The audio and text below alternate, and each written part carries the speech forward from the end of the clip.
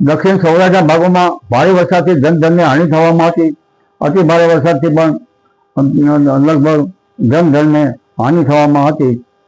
પરંતુ હજુ પણ પોરબંદરના ભાગો, જામનગરના ભાગો અને દેવભૂમિ દ્વારકાના ભાગમાં ઓછો વરસાદ છે. તદ ભાગોમાં પણ ધીરે ધીરે ક્યાંક હળવો અને ક્યાંક મધ્યમ પ્રકારનો વરસાદ થવાની શક્યતા રહેશે. કચ્છના ભાગોમાં પણ વરસાદ થવાની શક્યતા રહેશે. ઉત્તર સૌરાષ્ટ્રના ભાગોમાં રાજકોટ, સુરેન્દ્રનગર, ધાંગધ્રા, હળવદ વગેરે ભાગોમાં વરસાદ થવાની શક્યતા રહેશે. પરંતુ ઉલ્લેખનીય છે કે હજુ દક્ષિણ સૌરાષ્ટ્રના ભાગોમાં કેટલા ભાગમાં ભારે વરસાદ થવાની શક્યતા રહે.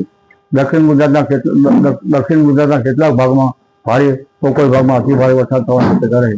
આ ઉપરાંત ઉત્તર ગુજરાતના ભાગોમાં છતરાછર વરસાદ થવાની શક્યતા રહે. ઉત્તર ગુજરાતના ભાગોમાં લગભગ ગઈકાલથી વરસાદના વાવડ છે. પરંતુ હવે પાટણ સમિતિ હારીજના ભાગમાં વરસાદ થવાની શક્યતા રહે.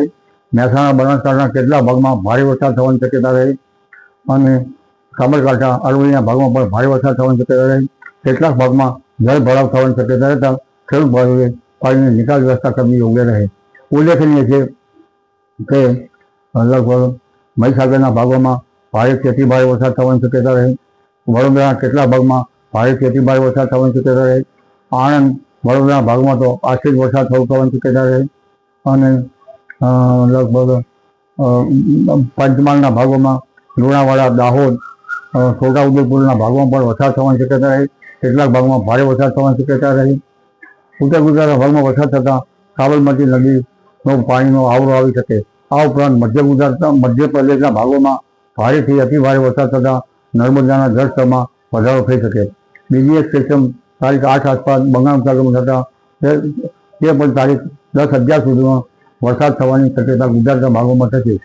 આથી ગુજરાતના ભાગોમાં પુનઃ વરસાદ આવી શકવાની શક્યતા રહે. જેમાં ગુજરાતના ઘણા ભાગો વરસાદથી તરબોળ થશે. પરંતુ આ વરસાદ લગભગ દેવભૂમિ દ્વારકાના ભાગો, પોરબંદરના ભાગો, જામનગરના ભાગો અને કચ્છના ભાગોમાં પણ જ્યાં વરસાદ ઓછો છે ત્યાં વરસાદી ઝાપટા પડતા કેટલાક ભાગમાં વાવણી કાર્ય થઈ શકશે.